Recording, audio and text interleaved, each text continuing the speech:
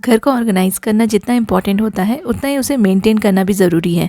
अपने घर को सेट करते समय या किचन को सेट करते समय कुछ चीज़ों का अगर हम लोग ध्यान रखेंगे और कुछ मिस्टेक्स अगर हम लोग अवॉइड करेंगे तो घर को मेंटेन करना काफ़ी ईजी हो जाएगा। बहुत सारी चीज़ें हमारे से ऐसी हो जाती है जिससे कि फिर हमारा जो घर है ना वो टाइडी, बहुत ज़्यादा टाइडी रखने के बाद भी ये टाइडी नहीं दिखता है।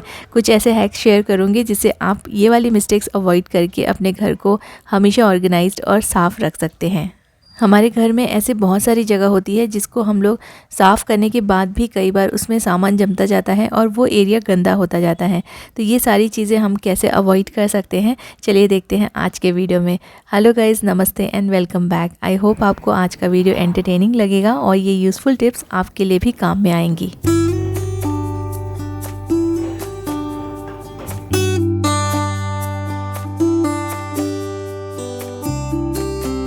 मोस्टली मेरे घर में ये वाली प्रॉब्लम बहुत ज़्यादा होती है कि आते जाते हम लोग ना कोई भी सामान अपने डाइनिंग टेबल पे रखते जाते हैं, इंक्लूडिंग मी। मैं भी कई सारी चीज़ें ना आते जाते समय मेरे हाथ में कुछ रहता है तो मैं उठा के उसे डाइनिंग टेबल पे ही रख देती हूँ। फिर आपके डाइनिंग टेबल को इतना सजा के रखने का और इतना साफ़ सुथरा रखने का कोई फ़ायदा नहीं होता है अगर आप आते जाते सारा सामान इसके ऊपर ही डंप करते जाएं। तो फिर आपका जो लिविंग रूम है ना वो भी टाइडी नहीं दिखेगा। कोई भी फ्लैट सरफेस अगर ऐसे गंदा पड़ा रहेगा या उसके ऊपर कई सारे छोटे छोटे सामान रखे रहेंगे जो वहाँ पे बिलोंग नहीं करते हैं तो डेफिनेटली आपका जो लिविंग एरिया है ना वो टाइडी नहीं दिखेगा। तो डाइनिंग टेबल आपने जिस पर्पस के लिए रखा हुआ है उसी काम के लिए अगर यूज़ होगा तो आपका जो लिविंग एरिया है वो अनटाइडी नहीं दिखेगा। न्यूज़पेपर जहाँ हम खड़े होकर पढ़ते हैं, जहाँ बैठ के पढ़ते हैं, वहीं पे उसको छोड़ के चले जाते हैं। उसके लिए एक फिक्स जगह बनाई हुई है, फिर भी हम लोग ना वहीं की वहीं उसे छोड़ के चले जाते हैं। तो धीरे धीरे उस सेम प्लेस पे ना आपका जो न्यूज़पेपर है वो डंप होता जाएगा, जमा होता जाएगा। तो ये सारी चीज़ें छोटी छोटी चीज़ें हैं जो हमने अगर उस काम को कर लिया, पढ़ लिया कोई भी बुक या न्यूज़पेपर, तो उसको जगह पे रख सकते हैं। सोफ़े का काम कुछ और है और यूज़ किसी और चीज़ के लिए होता है। कभी उसमें हम लोग कपड़े रख देते हैं, कभी हम लोग अपने बैग्स वगैरह वहाँ पे छोड़ के चले जाते हैं। तो जैसे आप बाहर से आते हैं, अगर ये सारी चीज़ें आपने जगह पे रख दी है तो आपका घर अनटाइडी नहीं होगा और आपके काम भी कम निकलेंगे। मोस्टली हम लोग बहुत सारी चीज़ें ना ऐसे ओपनली रखते हैं, जैसे कि कोई भी टेबल हो गया, स्टडी टेबल हो गया, तो इसको आप जितना ओपन रखेंगे उतना ये ज़्यादा गंदा होगा।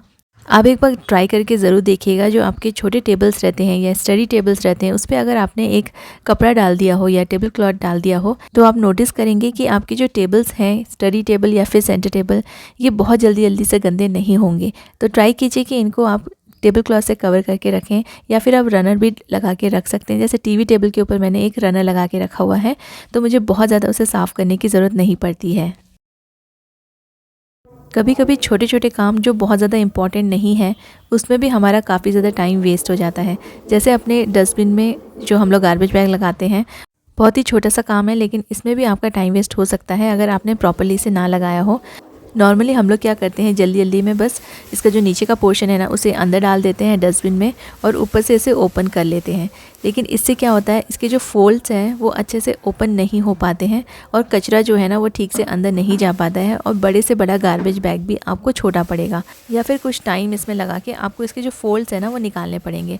तो जब भी आप गार्बेज बैग लेते हैं तो इसको आप उल्टा कर लीजिए।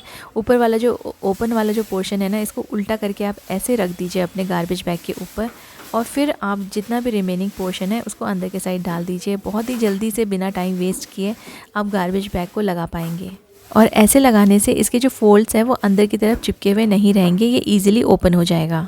इनफैक्ट आपका टाइम भी वेस्ट नहीं होगा और आप जल्दी से गार्बेज बैग को लगा पाएंगे। तो ऐसे ही कुछ सिंपल तरीके हैं जिससे आप मुश्किल काम को भी ईजिली कर सकते हैं, वो भी कम समय में।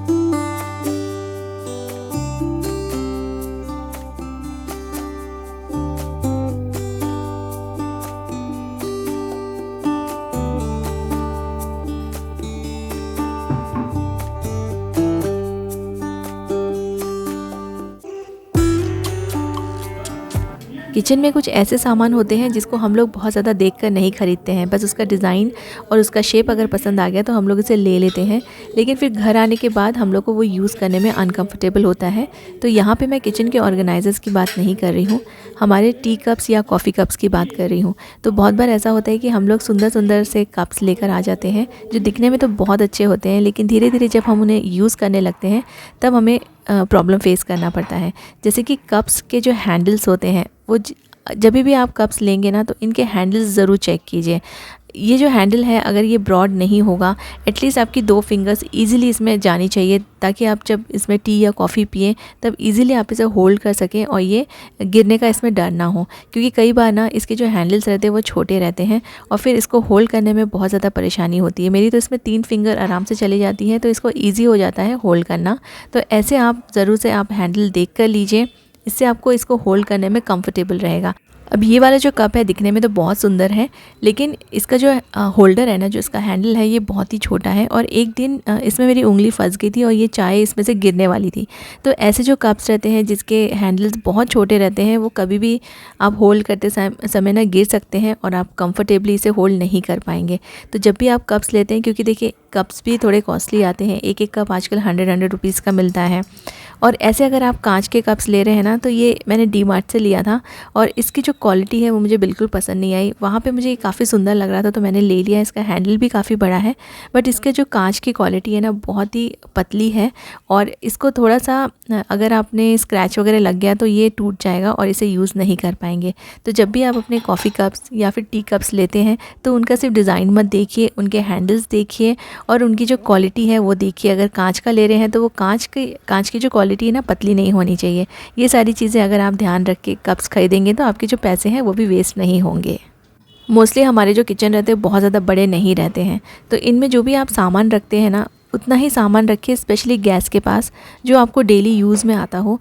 ऐसी चीज़ें जो आप नॉर्मली डेली यूज़ नहीं करते हैं, अगर आप वो सारी चीज़ें भी अपने काउंटर टॉप पे अपने गैस के पास रखेंगे तो आपके जो काउंटर टॉप का स्पेस है वो वेस्ट हो जाएगा।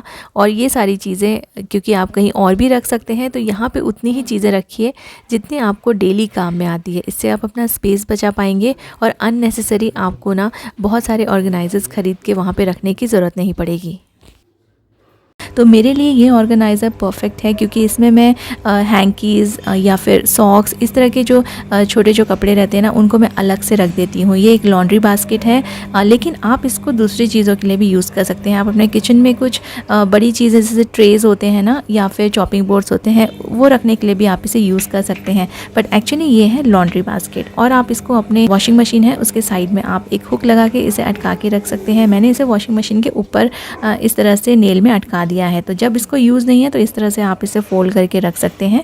अदरवाइज़ आप इसमें अपने छोटे कपड़े अलग से सेग्रीगेट करके रख सकते हैं। तो इससे जो वॉशिंग के टाइम में ना आपको कपड़े अलग अलग उस टाइम पे करने की ज़रूरत नहीं है। पहले से ही सेपरेटेड रहेंगे तो आपको बहुत ज़्यादा आपका समय भी बच जाएगा और एफ़र्ट भी कम लगते हैं, तो आसान भी हो जाते हैं कई सारे काम। इस तरह से अगर हम सेपरेट करके रखते हैं अपने छोटे छोटे कपड़े, जैसे ये छोटे जो हैंड टॉवल्स रहते हैं, हैंकीज़ रहते हैं, सॉक्स रहते हैं, ये सारी चीज़ें, मास्क वगैरह मैं अलग से इसमें रख देती हूँ। मैंने अपने लास्ट कुछ वीडियोस में आपके साथ शेयर किया था कि बर्तन धोने के पहले आप ग्लव्स ज़रूर पहनिए, क्योंकि ना ठंड का मौसम आ गया है तो हमारी जो हाथों की स्किन होती है बहुत ज़्यादा ख़राब हो जाती है, ड्राई हो जाती है। फिर आप कितना भी क्रीम लगा लें वो वापस से ठीक नहीं होती है।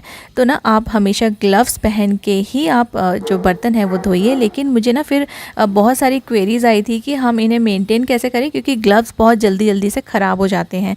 तो सबसे पहले ना आप हमेशा ग्लव्स पहनने के पहले बिना भूले आप पाउडर ज़रूर लगाइए अपने हाथ में। एक छोटा सा पाउडर का जो डब्बा होता है वो आप अपने किचन में रख सकते हैं सिंक के पास, जब तक कि ये ठंड है। और अगर आप पाउडर लगा के अपना जो ये ग्लव्स पहनेंगे ना, तो ये जो ग्लव्स है वो अंदर से भी ख़राब नहीं होगा, क्योंकि जब हम बर्तन धोते हैं तो ऑब्वियसली थोड़ा हल्का जो पसीना है ना हमारे हाथों में आता है, उससे ग्लव्स बहुत जल्दी चिपक जाते हैं हमारे स्किन में और फिर ये निकालने के समय भी बहुत मुश्किल होता है और धीरे धीरे से ना फिर ये अंदर अंदर से भी ख़राब होने लगते हैं, क्योंकि बहुत ज़्यादा इसमें हवा नहीं लगती है जब आप इसे निकाल के रखते हैं। तो हमेशा इसे पहनने के पहले आप पाउडर अच्छे से लगा लीजिए अपने हाथों में, तो ये अंदर से बिल्कुल भी ख़राब नहीं होंगे।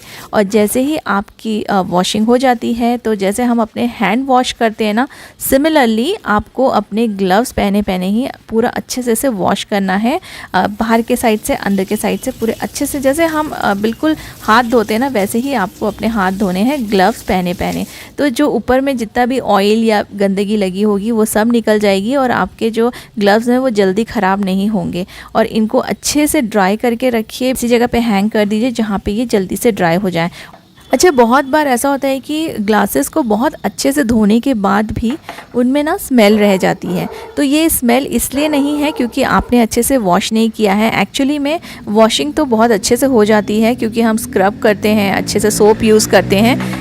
लेकिन बहुत बार वॉश करने के बाद हम इसे और ड्राई करने के लिए जो टॉवल्स यूज़ करते हैं ना वाइप करने के लिए, तो उस टॉवल में कई बार ना स्मेल रहती है।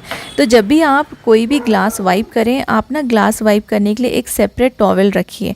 तो वॉशिंग में कोई प्रॉब्लम नहीं है, प्रॉब्लम हो जाता है जिस भी कपड़े या टॉवल से हम इसे वाइप करते हैं, उसकी स्मेल हमारे ग्लासेस में रह जाती है। तो हमेशा एक सेपरेट टॉवल रखिए, छोटा सा टॉवल रखिए अगर आप ग्लास को वाइप करके रखते हैं।